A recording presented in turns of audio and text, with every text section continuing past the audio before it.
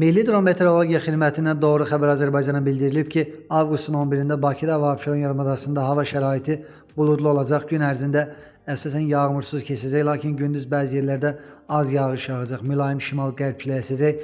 Temperatur gecə 22-25, gündüz 28-33 dərəcə isti olacaq. Naxçıvanda sabah yağıntı ehtimalı yoxdur. Temperatur 29-34 dərəcə isti gözlənilir. Azərbaycanın şimal və qərb rayonlarından başlayaraq bəzi yerlərdə arabir yağış yağacaq, ayrı-ayrı yerlərdə leysan xarakterli intensiv olacağı, şimşək çaxacağı, dolu düşəcəyi, dağətəyi və dağlıq rayonlarda yağıntıların bir qədər də güclənəcəyi ehtimalı var.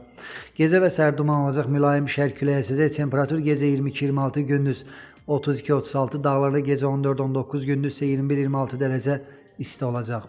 İstənilən havada hər birinizə xoş əhval-ruhiyyə arzu edirik.